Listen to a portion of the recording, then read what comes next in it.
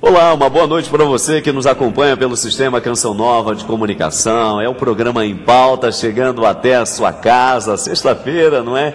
O nosso encontro semanal e, claro, sempre com um tema realmente muito importante, o que está na pauta do dia. Você tem acompanhado alguns programas especiais diretamente aqui da Cidade Imperial e hoje, nesse nosso programa aqui da Cidade Imperial, nós vamos conversar sobre este projeto que o governo do estado do Rio de Janeiro tem implantado, que são as chamadas UPPs, não é? E você vai saber um pouco mais sobre isso na nossa matéria inicial. Acompanhe. A Unidade de Polícia Pacificadora é um novo modelo de segurança pública e de policiamento que promove a aproximação entre a população e a polícia, aliada ao fortalecimento de políticas sociais nas comunidades. Ao recuperar territórios ocupados há décadas por traficantes e recentemente por milicianos. Segundo a Secretaria de Segurança Pública do Rio de Janeiro, as UPPs levam a paz às comunidades e cerca de 200 mil pessoas são beneficiadas pelas unidades. O governo do Rio está investindo 15 milhões de reais na qualificação da Academia de Polícia para que até 2016 sejam formados cerca de 60 mil policiais no estado. Até o final de 2010, 3.500 novos policiais foram destinados às unidades pacificadoras. A primeira UPP foi instalada na favela Santa Marta em 20 de novembro de 2008.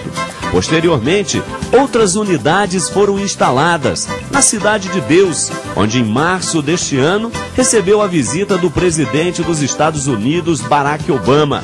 No Pavão, Pavãozinho, Morro dos Macacos, Vila Cruzeiro, entre outras favelas. Em algumas delas, o crime organizado já foi totalmente expulso. O programa tem sido bem avaliado por especialistas. No entanto, vem sofrendo críticas devido ao fato de as comunidades que mais rapidamente têm recebido este serviço serem aquelas situadas próximas à Zona Sul, a mais rica da cidade, sendo uma forma de, portanto, reduzir a criminalidade nos bairros mais ricos e não naqueles mais violentos como deveria se esperar. A essas críticas, respondem as autoridades que a iniciativa de iniciar na Zona Sul do Rio essa operação, onde se situam favelas menores, é consequência da necessidade de maior efetivo policial para ocupar as favelas maiores, como o Complexo do Alemão. Polícia Pacificadora, no Em Pauta desta noite.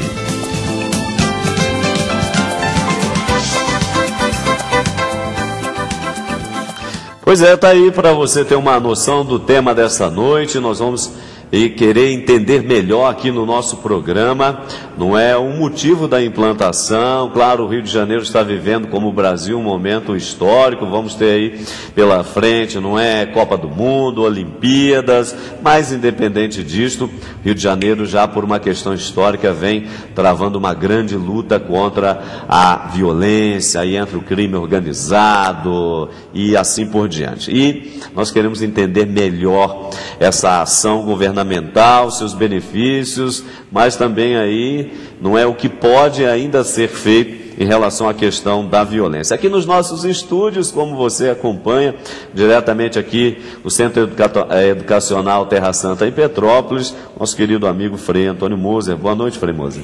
Muito boa noite, Padre Hamilton, boa noite aos telespectadores que devem estar se perguntando, será que o Frei Moser trouxe agora a televisão para cá, para o Centro Educacional Terra Santa, Petrópolis? E, sobretudo, uma pergunta, Padre Hamilton, que muita gente me faz, mas Frei, no Em Pauta vocês tratam de todos os temas? É muito simples, nós não somos bobos, nós trazemos especialistas que garantem a ortodoxia das nossas colocações. E com isso a gente se sente seguro. Tá certo, e é por isso que temos aqui então a presença de um especialista de peso. Estou falando do professor Gustavo Hecker. Ele é consultor e professor na área de segurança e defesa. Leciona na Escola Superior de Guerra, na URCA, aí na capital carioca. Então, nosso abraço, a nossa alegria de tê-lo aqui conosco. Professor, boa noite. Boa noite, padre. Prazer enorme estar aqui no seu programa, Programa, sem dúvida alguma, que analisa toda a dimensão da questão social, com a importância de se levar aos telespectadores um amplo debate sobre um tema tão importante, que é essa violência urbana. A violência que assusta, a violência que constrange. E falando sobre isso, professor, aqui já vem uma questão inicial e muita gente em casa deve já estar se perguntando, não é? Estão aí as promessas, dinheiro sendo investido até 2016, claro, teremos aí em 2016, né, as Olimpíadas, mais de 60 mil novos policiais devem estar trabalhando nas UPPs, mas para que o pessoal em casa, não só do estado do Rio, mas de todo o Brasil e além Brasil, posso entender melhor, né? Como é que foi concebido esse projeto? Na verdade, esse projeto nasceu de uma repercussão de uma nota de jornal em relação a um tiro exatamente em Copacabana, ano de 2007. A manchete do jornal dizia, olha, alguém levou um tiro em Copacabana, a violência está aumentando, e na verdade qualquer notícia num desses bairros que tem um efeito jornalístico de repercussão da matéria muito forte, fez com que o governo começasse a se preocupar no enfrentamento dessa questão. Mais tarde, inclusive, algo como aconteceu no Alemão, a partir do momento em que começaram aqueles incêndios dos coletivos, houve uma necessidade de uma reação.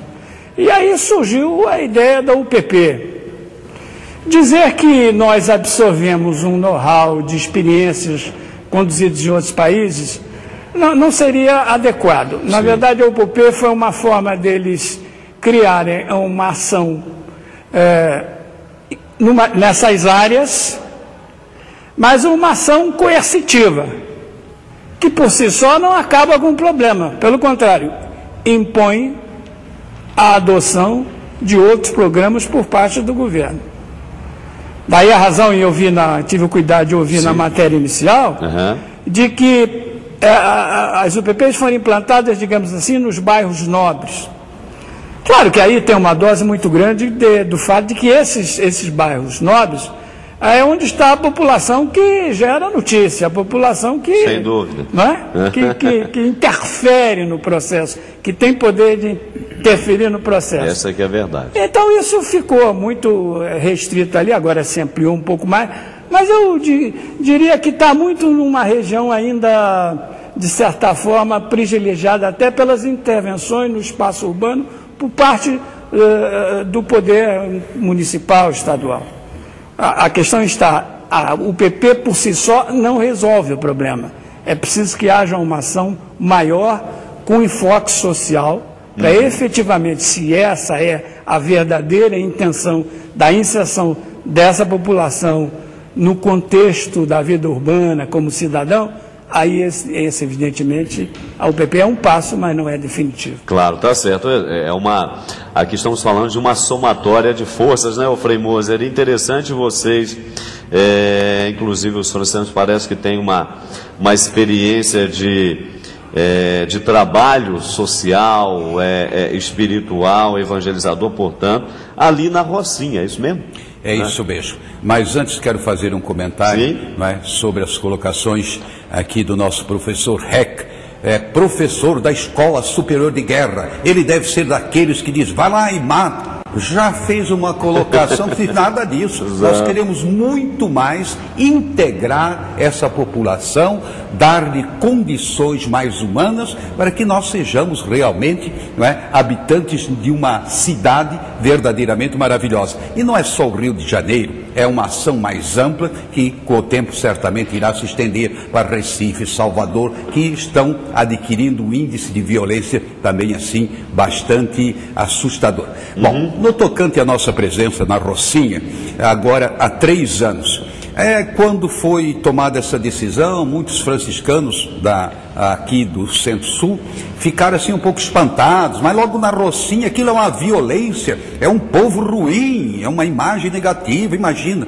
Ora, os frades que chegaram lá, não sei, talvez o odor de santidade, né, fez, Em um ano houve 1000 comunhões, primeira comunhões de crianças, não é? Nessa igreja que está praticamente na boca da favela, não está lá em cima, ou seja, converge para lá tanta gente. Isso significa, a população é boa, eles querem algo de diferente. Agora, evidentemente, as condições são infra-humanas, e isso depois também ele vai explicar melhor, não é? Toda essa violência que ela tem interesses para além, digamos assim, da dominação, são interesses econômicos, são interesses políticos, tem uma outra série de questões. Agora, é preciso ressaltar, esse povo que está lá sofre.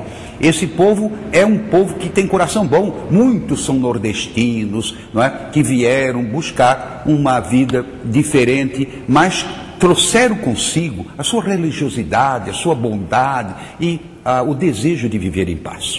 Agora, professor, nós estamos aqui num primeiro momento tentando entender um pouco, fazendo um quadro da questão, e fica a pergunta aqui no coração, não é? Como que o Rio de Janeiro não é essa cidade bonita por natureza, não é abençoada por Deus, está lá o Corcovado, mas o Rio de Janeiro que sabemos, eu não sei se é a cidade que mais tem favelas no Brasil, não é a maior cidade do Brasil, claro, a maior é São Paulo, obviamente, mas são aí em torno de 700 favelas, se diz algo em torno disso. E por que o Rio chegou a esse extremo? Claro, estamos aqui começando a contemplar uma outra realidade, né? Tem que mudar, porque não dá para, pior não dá para ficar. Mas por que o Rio de Janeiro chegou a esse extremo? Muita gente se pergunta isso, professor. Padre, é interessante isso. Abandono, o que foi? Na verdade, o processo de urbanização dos países menos avançados, dos países, digamos assim, era um termo que naquela época, década de 50, a gente tinha vergonha de falar subdesenvolvido. Então se usava aquele termo em desenvolvimento, mas na verdade ou era ou não era. Mas lá na França, não era. Lá na França, onde eu estudei, se dizia le pays de là-bas, lá de baixo, aqueles países. Esse processo de urbanização foi um processo muito acelerado. Então, o Brasil se transformou, de repente, de um país eminentemente agrário para um país urbano, em termos de localização da população. Perfeito. Então, elas começaram a chegar às grandes cidades, e essas cidades não estavam preparadas para receber aquela população e conceder a eles um emprego efetivo para que eles pudessem criar uma situação de sobrevivência das famílias. Ora, onde é que eles foram se localizar? Eles foram se localizar exatamente próximo às áreas que ofereciam emprego. Então, era a construção civil, que era latente nos espaços mais densos da cidade. Naquela época, Zona Sul, Tijuca. Então, essas populações foram se localizando nesses espaços que ofertavam emprego. O emprego de empregado doméstico, o emprego do garoto de entregador de jornal, até aquele que ficava na rua pedindo um trocado para limpar o vidro do carro. Eram subempregos naturais de um processo de expansão urbana. Então, a cidade não estava preparada para recebê-los. Isso foi criando um volume tamanho que o Rio de Janeiro hoje tem, sem dúvida alguma, sem medo de errar, 20% da sua população é uma população chamada favelada. Se o senhor considerar que o Rio de Janeiro tem aí 6 milhões, Rio de Janeiro cidade, o entorno, o IBGE está falando de 11 milhões, perfeito, alguma coisa assim, mas 6 milhões, nós vamos ter uma população favelada aí de 1.200, 1 milhão, os últimos dados do Instituto Pereira Passos. Okay. Ou seja, é um volume considerado. Agora, é um volume preocupante, não numa realidade e até mesmo exclusiva da América Latina, ou do nosso caso. Por quê? Porque no mundo inteiro, para 6 bilhões de pessoas, existe 1 bilhão de favelados, padre. No mundo inteiro. Ou seja, 20% da população mundial é uma população favelada. Pois é, professor, se me permitir, muita gente diz, o pobre dos Estados Unidos é igual classe média no Brasil ou na América Latina. Eu tive uma experiência que realmente me marcou. Lecionando em Berkeley há umas décadas atrás, eu resolvi visitar a igreja dos franciscanos em São Francisco da Califórnia. Não é? Imagina, a Califórnia seria a 6ª nação mais rica do mundo. E cheguei lá, um quarteirão imenso, todo rodeado de pessoas meio mal vestidas, mas falando inglês perfeito, segundo a minha compreensão, né? E cheguei ao convento e perguntei, convento franciscano, mas o que é isso? Não, todos os dias nós alimentamos 3.000 pessoas, oferecemos oportunidade de banho, etc. Isso em São Francisco da Califórnia. Quer dizer... Frei Moza, eu vou dar um testemunho vivido agora há 2 anos atrás, padre.